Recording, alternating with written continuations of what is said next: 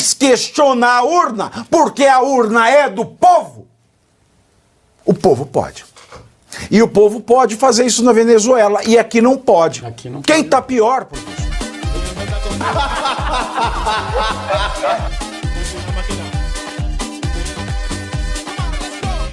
Você pode colocar as imagens ao vivo lá do protesto que está acontecendo contra o resultado das eleições, ao vivo de Caracas. Vocês veem aí, né, a oposição protesta a proclamação de Nicolás Maduro como presidente, né, do ditador Nicolás Maduro como presidente. Hoje eu estava revendo uma série de matérias jurídicas e eu me deparei com algumas sentenças dos tribunais superiores brasileiros, da justiça, anteriores a 2010, né, e eu fiquei bastante espantado com o tanto que nós andamos para trás. Sim. Porque eu falei para o professor Marcelo Sono, lá eles perderam, né, a vergonha, eles prendem, arrebentam, aqui ainda vai para uma série, etc. Mas aqui a gente não pode fazer na rua o que essas pessoas estão fazendo. E o que eu li de interessante nesse material que eu estava relendo é uma decisão judicial, né, uma decisão judicial. Aqui tem a data dela, é de 2008, e ela é bastante interessante. Ela diz o seguinte: todas as pessoas que exercem função pública ou estão na posição de alguém que é público, né, lidando com situações de interesse nacional, viram notícia, não porque estão no alvo da maledicência, mas porque lidam com assuntos e coisas que pertencem ao povo e não a eles. A eleição pertence ao povo e não a um TSE. A eleição pertence a um povo e não a um Conselho Nacional Eleitoral. A eleição pertence ao eleitor e não ao eleito. Portanto, se o eleitor, se o povo quiser criticar a eleição, ele tem o direito sagrado de fazê-lo numa democracia. Sim, claro. E é isso que a gente está vendo na Venezuela agora e que a gente não pode ver no Brasil. Mas questionar a urna, porque a urna é do povo, o povo pode. E o povo pode fazer isso na Venezuela, e aqui não pode. Quem está pior, professor? Veja, curiosamente, nós não podemos questionar nada, porque nós estamos numa condição prévia de virar, sei lá, prisioneiros políticos, ou ser processados, ou acabar, quer seja.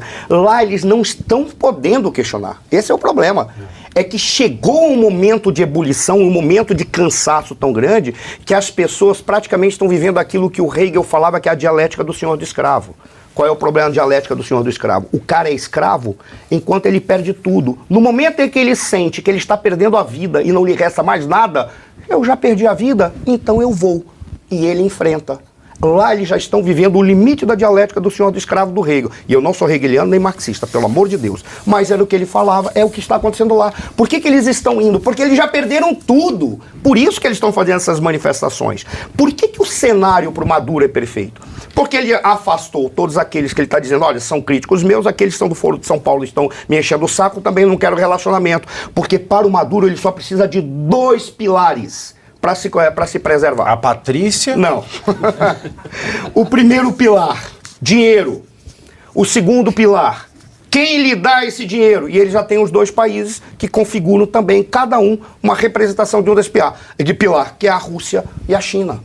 É só disso que ele precisa. No caso dos Estados Unidos, os Estados Unidos precisam comprar petróleo aqui porque eles não querem usar a sua reserva estratégica. Porque eles podem usar a sua reserva estratégica. Eles não precisariam, mas por que eles vão usar reserva estratégica para não comprar petróleo de cucaracha? Porque também esse governo que está nos Estados Unidos está pouco se lixando para a América Latina. Então ele está nem aí. O Trump não está nem aí para a América Latina, mas pelo menos ele não enche o saco. Ele trabalha com respeito à questão dos fundamentos e dos interesses do seu país. Esse indivíduo que está aí, não. Então ele está se lixando. Aí é que está o detalhe. China e Rússia têm quase 200 bilhões de dólares investidos lá. A Rússia tem 4 concessões, tinha pelo menos 4 concessões de campo de petróleo. A China investia tudo lá na Venezuela. E os dois precisam da Venezuela por uma razão. A China apenas para ter insumos, para ter matéria-prima, e a Rússia porque é um ponto geoestratégico chave. Como assim geoestratégico? É pensar o espaço e a posição dos países no mundo, pensando a defesa e colocar tropa. Se lembra quando tentaram derrubar o Maduro e o Guaidó avançou, que a Rússia mandou o maior cargueiro do mundo, o maior bombardeiro do mundo, que é o Tupolev, mandou para lá e mandou uma série de oficiais para lá para dar conselhos estratégicos para o exército bolivariano. Para a Rússia está se lixando para a ideologia. Por exemplo, isso, se for fofoca, pelo amor de Deus, mas correu em 2011, 2012, uma fofoca de que os russos mandaram uma embarcação para lá, recebeu os oficiais venezuelanos, os oficiais venezuelanos que quiseram encher o saco dos russos, tomaram um pau, saíram de maca. Ou seja, os russos não estão preocupados com questões ideológicas. Eles estão preocupados a coisa ficou russa. Ficou russa. Agora, em linhas gerais, a Maria Corina Machado, ela ficou inelegível. Por quê? Porque ela apoiou o Guaidó. Sim. Ela falou que o Guaidó ganhou a eleição. A Maria Corina Machado, ela ficou inelegível porque ela colocou em dúvida a lisura do processo eleitoral venezuelano. Jair Bolsonaro está inelegível por quê? Mesma coisa. Vale lembrar que no ano passado, que exército veio fazer uma incursão na Amazônia? O chinês. Sim. O chinês. Quanto falta para a gente virar a Venezuela? Pouco. O que falta para a gente virar a Venezuela? Falta muito pouco para Venezuela. Esse exemplo que vem da Venezuela é um triste exemplo, um exemplo que nos ensina muito como o Brasil pode chegar a um estado de coisas assim. Falta muito pouco.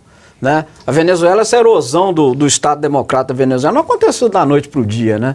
Foi um processo longo, mudança da Constituição para permitir reeleições indefinidas, né? O processo de aparelhamento do organismo estatal, esse CNE lá que é dominado também por uma sécula desse ditador, as forças militares também que foram pouco a pouco sendo aparelhadas, não foi da noite para o dia, né? E as instituições ditas democráticas viraram apenas uma casca, né, Pavinato? É uma casca, né? Então você legitima o poder da ditadura, o ditador, com a aparência de processo democrático, com a aparência, como se o sufrágio, né, fosse só o sufrágio que representasse a democracia, quando a gente sabe que não é, né? A democracia resiste por ela própria, como você disse, qual o problema de se questionar um processo eleitoral, a validade do processo eleitoral, a auditoria da tal urna aqui no Brasil? Não se pode falar, né? Você vai para a cadeia, você vai ser punido. Então falta muito pouco aqui no Brasil. Ainda existem algumas instituições aqui que podem segurar um pouco esse processo, mas falta pouco. Por exemplo? Boa pergunta. Você estava dizendo aí de um voto. Senado é sem nada. Você vai falar, Câmara, vou te amarrar na minha Câmara com Arthur Lira. É verdade. Você vai falar OAB. OAB trocou de nome, agora é MODS. O que vai... Quem vai parar esse processo? E tem ainda... E eu fico revoltado com um político eleito que fica colocando a esperança no Trump, Geisiane. O Trump não vai mandar os Mariners aqui. Não. É um erro que a gente comete, assim, um erro crasso. Porque, tudo bem, né? A gente tá vendo lá a volta, né, do Trump pra lá e é uma boa coisa. Porque, por exemplo, se o Trump tivesse no poder no lugar do Biden agora, certamente ele já teria se manifestado contra de maneira muito expressa, falando sobre ditadura. E aí a gente tem um país do tamanho dos Estados Unidos, a potência dos Estados Unidos falando a respeito de uma ditadura. Isso já aconteceria. Mas a direita brasileira não pode se fiar nisso, se fiar do que vai acontecer lá no cenário americano para mudar aqui. Ela tem que agir agir a partir do que ela tem em mão e realmente trazer a democracia. Isso que você trouxe da democracia é muito importante, porque assim, a ideia que se tem de democracia da esquerda é que você vai exercê-la a cada 4 anos apertando um botão numa máquina. Exatamente. Isso não é a democracia. A democracia é quando dentro de uma malha social, ou seja, quando dentro da sociedade brasileira você tem o direito de ser opositor ao governo. Você tem o direito, não é nem só de ser opositor, mas você tem o direito de defender a sua filosofia política, seja ela qual for. Então, quando eu tenho essa pluralidade, aí sim, pluralidade de ideias dentro dessa sociedade, e isso é respeitado, aí a gente começa a falar a respeito de democracia. Se eu podo isso, significa que tem alguém que está impedindo não só de acontecer aquela filosofia, mas das pessoas pensarem mesmo. É a sua existência que não pode estar ali. As ideias não podem coexistir. E a direita brasileira se esquece um pouco disso também. Acha que fica batendo nessa tecla da democracia, mas nem ela mesma está sabendo direito o que é a tal da democracia. E fica se fiando em hipóteses. Fica se fiando em hipóteses. A gente não sabe o que vai acontecer daqui até o final do ano. Se perde uma coisa simples. Porra, é só ler, olhar o termo. Democrato. Crato é poder. Não é demonarquia. O povo não governa. Se o povo não governa e ele tem o poder, qual é o poder que ele tem? Controlar os seus governantes. Mas o demo no Brasil não é do grego. É do latim. Mas demo no grego é mas povo, essa é a questão. no latim é satanás. Mas só já que eu me meti aí, só para por que eles confiam apenas, eles reduzem a democracia ao sufrágio? Porque para eles, o que interessa, a lógica deles é o seguinte: enquanto existe Estado, é o governo de pessoas sobre pessoas. Então só vai existir a plenitude quando o Estado não existe mais. Ora, então todo Estado é uma ditadura. Se todo Estado é uma ditadura, mesmo o Estado da democracia burguesa, para eles é uma ditadura, então nós temos que derrubar o Estado, colocando uma ditadura do proletariado, que é democrático. Por quê? Porque é a imposição da maioria sobre a minoria. Por isso que para eles a democracia é só o voto.